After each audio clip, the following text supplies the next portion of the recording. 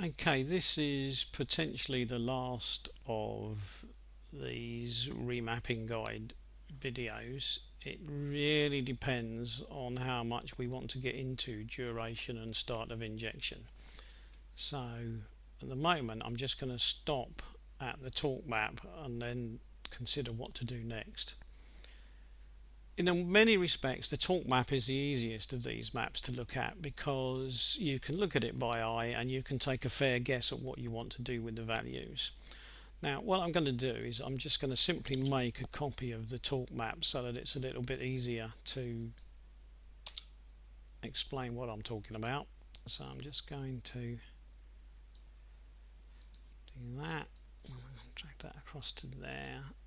And that, right, so that's the same outline of the torque map there, except without engine rev per minute being mentioned. Now, I can see no real reason why you would want to play with the air pressure values. It doesn't really matter, so they can stay as they are. And obviously the revs per minute values, they can stay as they are. There isn't any real reason why you need to change them. So all you really need to consider is what to do with this data. Now, there is nothing stopping you from literally guessing what you want to do. You could just look at these. There's such simple numbers and there's so few of them that you could just guess what you'd like to do and then try the car and see what you think of the changes you've made. And as long as the changes you've made are not completely daft, you're going to be fine. But what I'm going to do is stick with using Excel because obviously it allows me to make changes and I can make them as a sort of sweeping change across the whole thing. So what I'm going to do is I'm going to make a sweeping change of 10%. So I'm going to just take that first value and I'm going to multiply it by 1.1, which will give me my 10%. And I'm going to have a look at what that does. So I'll go down to there, I'll drag that across to there. Now that has come out as a maximum of what, 57.2, so in the middle we've got 57.2. Now what I'm going to do is I am going to deliberately try to hit 60. And the reason that I'm going to deliberately try to hit 60 is because I want to squeeze the most out of this as I can without touching the duration and start of injection.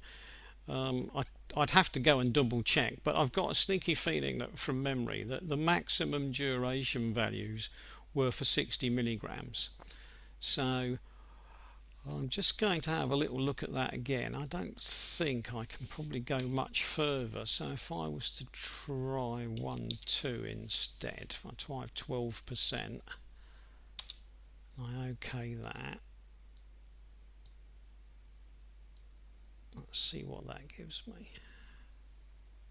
58.2.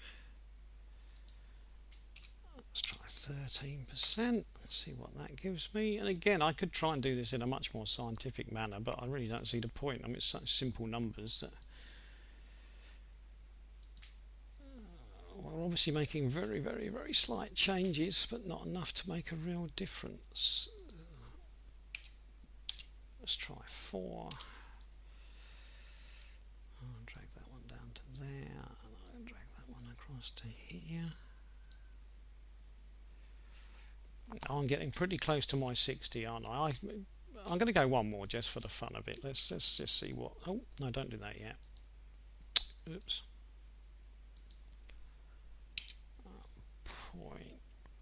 0.15. Let's see what that will let me do. Is that going to be a step too far? No, that'll do, won't it? 1.15. Has that gone in okay? Yep. So I'm going to up the whole thing then all over by 15% and then have a look. Now, am I likely to run into any real problems? Well, down at this end, at the low revs, it's unlikely that anything I do is going to have any effect at all that's harmful. I might notice a difference in terms of drivability, but I doubt I will actually do myself any harm. What I'm going to do is have a look at this, and this is where the big problems can tend to occur because you can use more torque than the drivetrain is happy about, but then I'm not hugely different, am I? I mean, look, that was 44 there, and it's 50 now, but it's, you know, I'm not too worried about those. I think I'll leave those like those, and I don't go over 60. So if I use that as my new map and I put that in as my new map, I can try it out now. I can try it and I won't have to touch duration and start of injection. But if I want to go any further than this, I'm going to have to consider making changes to duration and start of injection. So I will have to, if I want to do that, well, if I want to show it, I'll have to make a new video, won't I? So if I want to go any further than that 60, which I'm close to now, I will have to make a new video to show people what I would consider a reasonable method of doing that. But at this point I'm going to stop there, and I'm just going to say, well, that would be okay, and then we can try that, can't we? We've now got a whole load of changes that with a bit of luck shouldn't do any real harm to the car and should make a difference to the way it drives, and then we should be able to sort of sit back and say, wow, you know, we've made a little bit of a map here, we've got a little bit of a retune, and we did it all on our own without any help from anybody else, apart from the guy who put the videos on the internet. Now, as I said at the beginning when I was doing these videos, I'm not an expert on this, and you are not being told do this and this is what you will get. I hate people who do that. I hate people who say this is what this is and this is what it's worth in terms of performance and the like. I suggest that you always make small changes to maps and then drive the car to see what you think you've done and how you feel about what you've done. That's the bare minimum way of approaching this. If you can, the best thing to do is to learn how to do a lot of this and then book yourself a day at a rolling road where the people there are prepared to put sensors on your car, let you use the rolling road, and allow you to make changes to the ECU file on the fly so that you can make a little change and then see what they say about the figures, and then make another little change and see what they say about the figures. And if you do that, you will be as close to being a professional as you're going to get, because that is pretty much what most professionals would be doing to make sure that their maps were giving the sort of performance that they consider to be adequate for that map. Anybody who has purchased maps will know that out in the wide world there is a huge variation in the quality of maps, and so if you buy maps from a professional tuner that's done a good job of producing tuned maps, then they can be wonderful, and if you buy some cheapo nonsense off of the internet, they can be diabolical.